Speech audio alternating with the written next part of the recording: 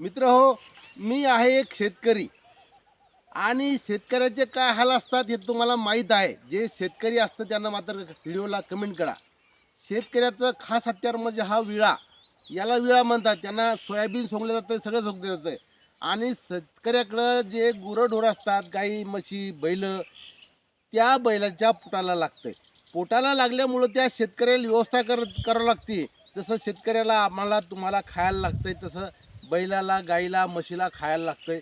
तर त्यांच्यासाठी ही अशी लागवड करावी लागते. हा याला चारा म्हणायचं.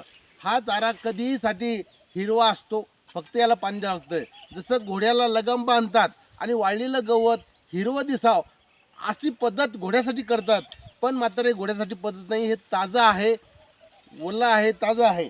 तर आपल्याला हे काय करायचं, हे आपण शेतकरी असल्यामुळं हे आपल्याला कापायचं. हे असं कापायचं आणि आपल्याला असं भारामध्ये टाकायचं. हे तर याच्यामुळे काय होतं, आपल्याला ढोरांना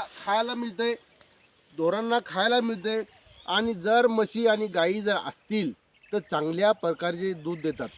तुम्हाला हा व्हिडिओ जर पटला असेल तर हे असं गवत जे आहे, तर तुमच्याकडे जर विहिरीची पाण्याची व्यवस्था असेल तर जरूर मात्र तुम्ही काय करा, असं गवत लावा. जेणेकरून तुम्हाला आम्हाला पुरणपोळ्या खाऊ वाटतात, ढोराला बी कधी कधी हिरवं खाऊ वाटते. आता उन्हाळा लागलेला आहे मित्र हो, आणि उन्हाळ्यामध्ये ढोरांना ढोरांना गुरांना हे असं गवत असलं त्यांना बी ताजं तावं वाटतं. तुम्ही शेतकरी आहात ना, नक्की ना? मग कमेंट करा, लाईक करा आणि सबस्क्राईब करण्याचं विसरू नका. मित्र हो, गुराढोरांची काळजी घ्या. तुमच्या शेतात असं लावा, काळजी घ्या, त्यांची सोय घ्या. तुमची आमची सोय होती तशी गुरांची सोय होती. तर हे मी या ठिकाणी हे केलेलं आहे. तर हे चवळ आहे.